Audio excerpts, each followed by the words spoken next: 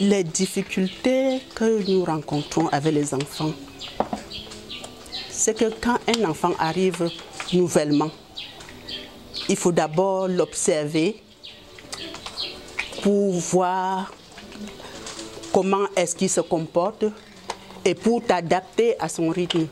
Parce que ces enfants, pour mieux les encadrer, il faut te ramener à eux. Si tu ne te ramènes pas à eux, tu ne peux pas les sortir de leur gond. Donc tu essayes de faire comme ils veulent, mais tout en leur éduquant. Par exemple, tout à l'heure, il y a cet enfant, je voulais qu'il reconnaisse les couleurs. Il a refusé carrément. Tu t'assois, tu t'assois. Dans ce cas, quand il refuse par exemple de faire ce que je veux qu'il fasse, je change d'objet. Maintenant, quand j'ai changé d'objet, j'ai donné par exemple ces couleurs qu'il est en train de classer. Voilà, et il est en train de le faire tranquillement. C'est autant de difficultés qu'on rencontre. Et si tu ne sais pas qu'il faut que quand l'enfant refuse une activité, tu peux changer pour lui donner un autre. Ça, c'est un problème. Il va peut-être passer la journée sans travailler.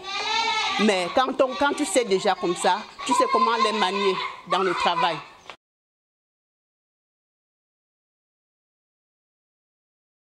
C'est toutes ces choses, toutes ces activités qui les fait sortir de leur gond.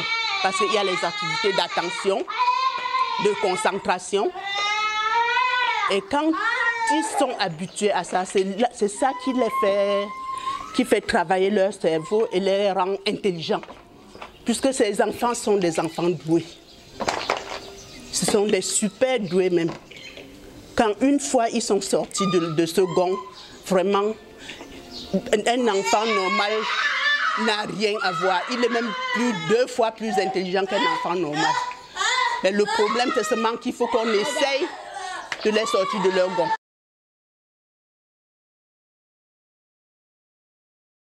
Et ces enfants, vu leur délicatesse, il faut les approcher avec beaucoup de tact, avec beaucoup de tendresse, avec un large sourire. Il faut que l'enfant, il faut le mettre à l'aise. Il faut que l'enfant sente que tu l'approches en tant qu'ami et non plutôt en bourreau. C'est comme ça que de cette manière-là, on les capte facilement. Il faut avouer qu'au début, dans le début, ça n'a pas été facile, mais avec le temps, j'ai compris que ce n'est pas déjà de leur bon vouloir, ils ne le font pas expressément. Et je fais avec eux, je me mets difficilement dans les nerfs, puisque je sais que d'office que ce n'est pas volontaire, ce comportement. Parce qu'en te mettant sur les nerfs, tu les frustres davantage. Il faut plutôt descendre dans leur niveau, quoi. Il faut les retrouver dans leur niveau pour les pêcher. Parce que tant que tu ne descends pas à leur niveau pour les pêcher, tu ne t'en sortiras pas. Et si tu développes des nerfs, puisqu'à chaque fois pour tous des gestes qui vont exciter le nerf, également tu n'y parviendras pas.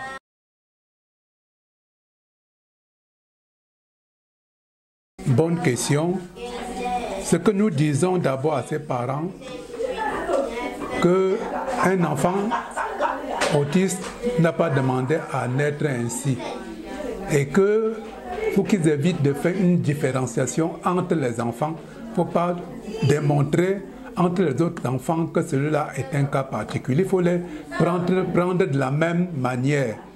Et puis même à celui-là, donner beaucoup plus d'affection.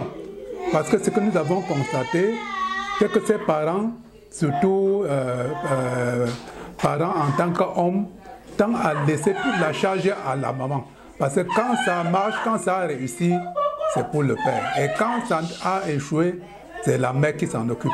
Donc pour la petite histoire, beaucoup des enfants qui sont conduits jusqu'à nous, c'est par leur maman. Parfois, nous exigeons à rencontrer les parents. Et quand nous avons réussi à faire venir ces parents, on comprend qu'ils ne sont vraiment pas intéressés.